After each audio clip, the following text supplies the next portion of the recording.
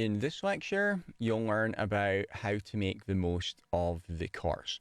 So I'm logged into the course here. It might look a little bit different from your one because I'm logged in as the instructor, but it should be pretty much the same. I'm on the course content tab here, and this is where you can see all of the lectures. First thing I should tell you about is that the first few sections are theory based. The reason is that I need to give you the core foundational knowledge before we go on to actually configure the devices. You need to understand that before you're going to understand what you're configuring. So bear with me through the first few sections. Like I said, that will build your core knowledge. After that, we'll get on to the actual technologies. You'll see me working at the command line, and then you can practice this yourself in the lab. But let me go down and show you what I mean there. The way that the course is laid out is that I've got the theory lectures first in each section. So I'll explain what the particular technology is. I'll also show you how it works in the lab as well. So once you understand what it is, you'll also see how to configure it and how to troubleshoot it.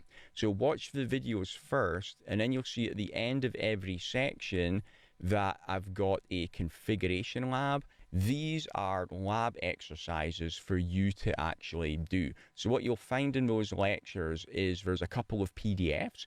There's the lab exercises, which are the tasks for you to do in the lab. And then there is the answer key that gives you the detailed explanation of how to actually do it. My labs are a little different than some others that you might see in that I don't give you step-by-step instructions on what to do, because if I do that, you're just following what I'm telling you to do. You're not really learning anything. I give you tasks and I don't tell you how to do it. That's already been explained in the earlier videos. So watch the videos, see what I do in the lab. I then give you these lab tasks for you to do, and then you'll have to figure it out yourself, and you're really going to learn the technologies by doing it that way. As well as having the two PDFs with the exercises and the answer key, there's also the lab setup file in there as well.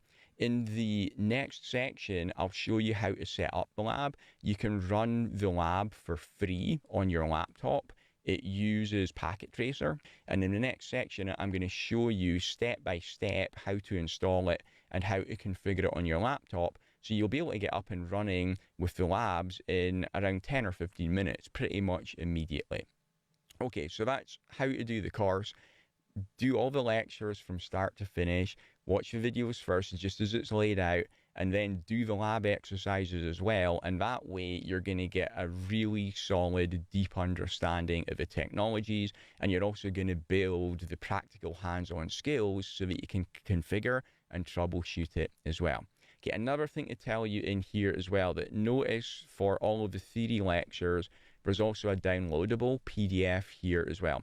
That's a PDF of the slides that I use, and I deliberately make the slides in a human readable format, not just really short bullet notes that don't make sense without an explanation. So the slides are maybe a little bit longer than what you're used to seeing, and I know that's not what you're meant to do in PowerPoint if you view any PowerPoint material, but I've done it deliberately like that, and the reason is so that later when you're getting near to the exam date, you can have a look at those PDFs and they act as flashcards. Saves you taking your own notes, so you can just review that as a review of the material, and that's going to get you ready for exam day.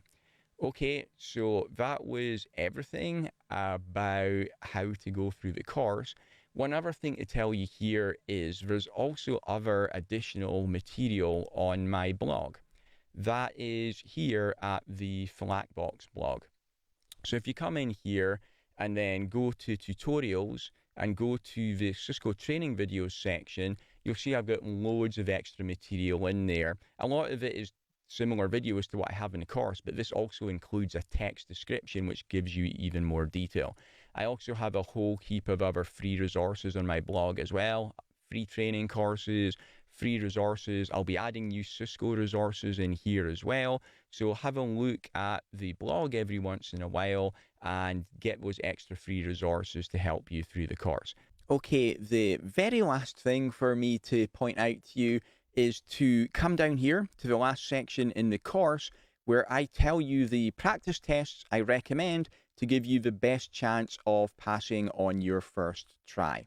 Getting these is purely optional, but if you are going to get them, it's best to get them at the start of the course so then you can test your knowledge as you go through the different sections. So come down here to the last lecture now, have a look at that, and then you can go back to where you left off at. Thanks.